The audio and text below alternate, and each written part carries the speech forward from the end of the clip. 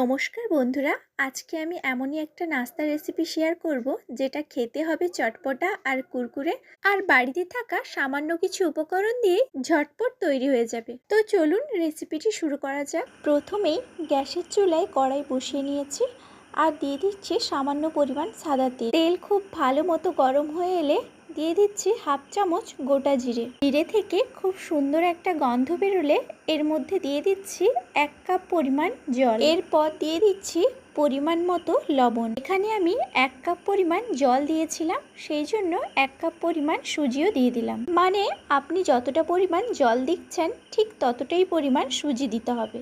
এরপর প্রায় 1 মিনিটের মধ্যেই সুজিটা কিন্তু ডোয়ে পরিণত হয়ে যাবে।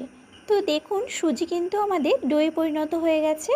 এবার গ্যাসের চুলাটা বন্ধ করে দিয়ে একটি পাত্রে বের করে নিচ্ছি। এবার আমি ওই কড়াইয়ের মধ্যেই দিয়ে দিচ্ছি সামান্য পরিমাণ সাদা তেল। তেল খুব ভালো মতো গরম হয়ে এলে দিয়ে দিচ্ছি হাফ চামচ গোটা জিরে আর দিয়ে দিচ্ছি সামান্য পরিমাণ আদা কুচি। দিয়ে আদা আর জিরেটা একটু ফ্রাই করে নিয়ে এর মধ্যে দিয়ে দিচ্ছি একটা মিডিয়াম সাইজের পেঁয়াজ কুচোনো আর দিচ্ছি সামান্য পরিমাণ কাঁচা লঙ্কা কুচি।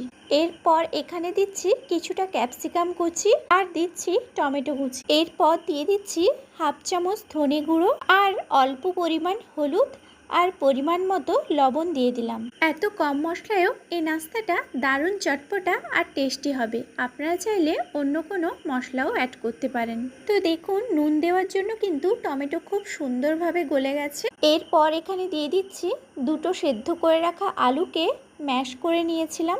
এবার এই মশলার মধ্যে আলুটাকে খুব সুন্দরভাবে মিশিয়ে নেব। এরপর এর মধ্যে দিয়ে দিচ্ছি হাফ চামচ ভাজা জিরের গুঁড়ো আর দিয়ে দিচ্ছি হাফ চামচ গরম মশলার গুঁড়ো। আর এই স্টাফিংটা যেহেতু একটু চটপটা করছি সেই জন্য দিয়ে দিচ্ছি হাফটা লেবুর রস। আর লেবু যদি না থাকে তাহলে কিন্তু আপনারা আমচুর পাউডারও দিতে পারেন। এরপর এর মধ্যে দিয়ে দিচ্ছি কিছুটা ধনেপাতা কুচি বা এখানে কারি পাতা কুচিও দিতে পারেন। এবার গ্যাস বন্ধ করে একটা প্লেটে নামিয়ে নিচ্ছি। এটা এবার যতক্ষণে ঠান্ডা হবে ততক্ষণে আমরা যে সুজিটা আগে থেকে বের করে রেখেছিলাম ওটাও কিন্তু হালকা ঠান্ডা হয়ে গেছে। এবার এটা খুব ভালো করে হাত দিয়ে মাখিয়ে একটা ডোয়ে পরিণত করে নেব। সুজি কিন্তু হালকা গরম থাকা অবস্থায় খুব ভালো করে মাখিয়ে নিতে হবে, না হলে কিন্তু শক্ত হয়ে যেতে পারে। এখানে কিন্তু সুজির ডো একেবারে রেডি হয়ে গেছে। এবার এই ডোটাকে একটি সমান জায়গায় নিয়ে হাত দিয়ে একটু ছড়িয়ে নিচ্ছি। এবার একটি বেলনির সাহায্যে একটু মোটা করে বেলে নেব। দেখুন ঠিক এরকমভাবে। তো এটা যেহেতু সুজির ডো সাইড থেকে একটু ফেটে যাবে, এটা কোনো ব্যাপার নয়। এবার আমরা একটি গ্লাস নিয়ে গোল গোল করে কেটে নেব। এবার সাইড থেকে এগুলো বের করে নিয়ে আবারও ডোয়ে পরিণত করে নেব। আর ঠিক এরকমভাবেই কিন্তু একটু মোটা করে বেলে নিতে হবে।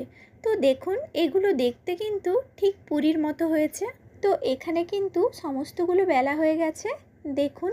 এবার আগে থেকে যে আলুর পুরটা বানিয়ে রেখেছিলাম দেখুন ওটাও কিন্তু খুব সুন্দরভাবে ঠান্ডা হয়ে গেছে। এবার দুটো হাতের তালুতে অল্প পরিমাণ তেল মাখিয়ে নিয়ে পরিমাণ মতো পুর নিয়ে ঠিক টিকিয়ার মতো শেপ দিয়ে দিচ্ছি। তো এখানে সবগুলোই কিন্তু টিকিয়ার মতো শেপ দিয়ে নিয়েছি। এবার আগে থেকে যে সুজির লেচিগুলো বানিয়ে রেখেছিলাম ওখান থেকে একটা নিয়ে যে আলুর পুরটা টিকিয়ার শেপ দিয়ে নিয়েছিলাম ওখান থেকে একটা নিয়ে এই লেচির উপর রেখে দিলাম। এবার আবারও একটা সুজির লেচি নিয়ে আলুর পুরের উপর রেখে দিচ্ছি। এবার পুরো সাইডটা খুব ভালো করে সেট করে নেব। এবার নাস্তাটা আরো বেশি সুন্দর দেখানোর জন্য একটা ছুরি নিয়ে তার পেছন সাইড দিয়ে এরকম একটু দাগ দাগ কেটে নিচ্ছি। এরকম ভাবেই কিন্তু নাস্তাটার উল্টো সাইডেও এরকম ডিজাইন করে নিচ্ছি। এতে নাস্তাটা অনেক বেশি দেখতে সুন্দর লাগবে। তো দেখুন এখানে আমার সবগুলোই কিন্তু রেডি করা হয়ে গেছে। এবার গ্যাস অন করে কড়াই বসিয়ে নিয়েছি আর দিয়ে দিচ্ছি অল্প পরিমাণ সাদা তেল। এবার তেলটা খুব ভালো মতো গরম হয়ে এলে যে নাস্তাগুলো আগে থেকে রেডি করে রেখেছিলাম ওগুলো একে একে দিয়ে দিচ্ছি। এবার এই নাস্তাগুলো মিডিয়াম হিটে উল্টে পাল্টে লাল লাল করে ভেজে নেব। এতে কিন্তু সুজির এই নাস্তাটা দারুণ মুচমুচে হবে। তো দেখুন এগুলো কিন্তু খুব সুন্দরভাবে উল্টে পাল্টে লাল লাল করে ভেজে নিচ্ছি। তো নাস্তাগুলো কিন্তু খুব ভালোভাবে ভাজা হয়ে গেছে। এবার এক এক করে একটা প্লেটে বের করে নিচ্ছি। আপনারা কিন্তু দেখেই বুঝতে পাচ্ছেন এটা ঠিক কতটা ক্রিস্পি হয়েছে, যেহেতু এটা আমরা সুজি দিয়ে বানিয়েছি। তো হঠাৎ করে বাড়িতে অতিথি চলে এলে কিংবা বাচ্চাদের টিফিনের জন্য কিন্তু এটা বেশ চটপটা আর টেস্টি নাস্তা। এই নাস্তাটা বানিয়ে কিন্তু আপনি সবাইকে খুশি করে দিতে পারবেন। ওপর থেকে দারুণ ক্রিস্পি আর ভেতর থেকে চটপটা আলু স্টাফিং। তো খেতে কিন্তু দুর্দান্ত লাগবে। তো অবশ্যই একবার ট্রাই করবেন আর খেয়ে বলবেন কেমন হয়েছে। রেসিপিটি ভালো লাগলে চ্যানেলটিকে সাবস্ক্রাইব করে পাশে থাকার অনুরোধ রইল। আজকের মতো আসি, ধন্যবাদ।